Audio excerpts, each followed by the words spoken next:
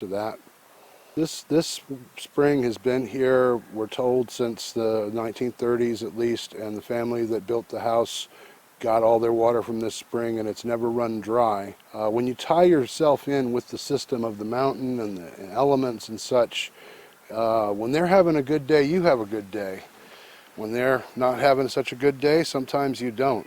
And that's sort of one of the prices you pay if you're going to tie yourself in with this stuff. Yeah. Rolling. Okay, well, I've been cleaning this spring for 25 years. Part of making land sacred is ritualizing all the little chores that have to be done and making them into something a little more interesting than just having to do chores. So the spring needed to be cleaned about once a month, and once a month we have a new moon, and that's associated with menstruation.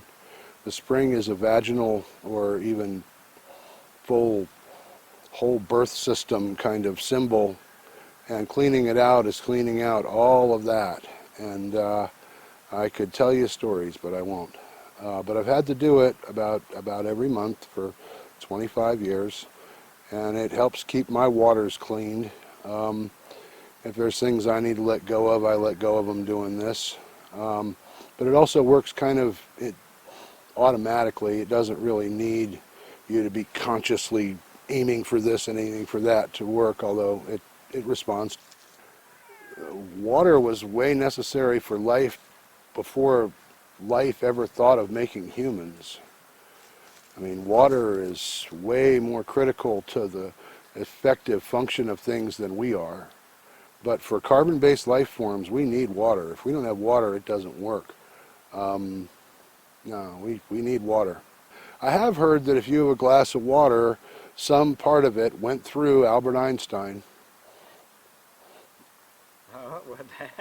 You know, that there's that little of it. We're sharing the same fresh water over and over and over again and recirculating it through the atmosphere and somewhat through the ground, but mainly through the atmosphere to cleanse it. And, you know, the pool at the bottom, the ocean, keeps getting more and more acidic and salty, and that's killing stuff off, and warmer, and that's killing stuff off there. We really need to tighten up on water and get some respect for it. One thing I did get about water from living here and trying to be an elemental magician of sorts is that when the ancients talked about water, they were never talking about just water. They were talking about water and whatever's in it, the stuff alive in it, which whether they could see it or not, they knew it was there. And it was never meant to be, you know, H2O, this sort of dead elemental, separate from everything in a beaker in a lab substance. It's alive. It's got stuff in it. It's you have to trust it or not. It's it's water. And when you're sharing water with people, you're sharing everything. You're sharing antibodies. You're sharing disease. You're sharing life. Well, the one that looks like Mary up top was a gift from my former sister-in-law from my first marriage, and I think she might have borrowed it from a church in Richmond, but I don't know for sure. And the other one was purchased legitimately by our friend Moose, and it was in his backyard for years and years and years and years, and then he's given it to me, and it's been here for years and years and years and years, and the leg that's broken has already been fixed once, and I'm not going to fix it again. But they're goddesses around the spring. It's a very feminine area here. It's been suggested we might put a statue of Pan here too, but it's really meant to be a feminine kind of place, and I don't really want to skew that in any way. Why do you say it's a feminine type of place? Because the spring is a vaginal symbol, and it's the mother that gives us life. And I will tell the story. I had a girlfriend once, and she told me that she had not had a period in 11 months.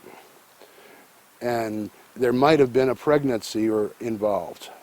And I was hanging out with her, and we both focused. She was 100 miles away, and I was here when I cleaned out this spring. And I pulled out a rock this big that had a vein of iron running through it that was rusting and was literally bleeding this ugly rust-colored blood from it.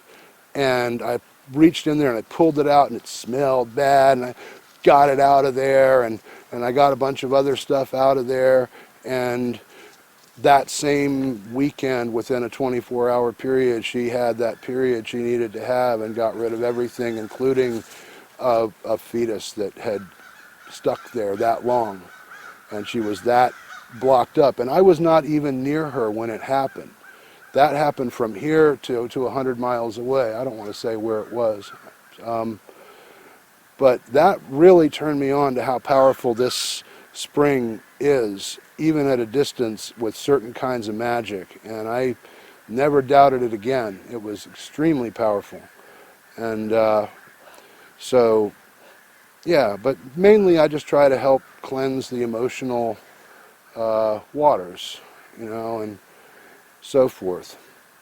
But if I find stones in there, sometimes that means something. If there's a whole lot of swamp gas coming out of some little soft area, that sort of might mean something. Some months are heavier than others. Some months have more of this almost diarrhea-like stuff in them. Sometimes the yuck comes from outside the spring. Sometimes it comes in with the water. And sometimes it just grows there in what's there for it to grow in. There was hawks and crows doing things up there. The hawks come around to try to get the chickens. Yep, there's hawk number 2. Those actually might be bald eagles, for heaven's sake. I think those were bald eagles.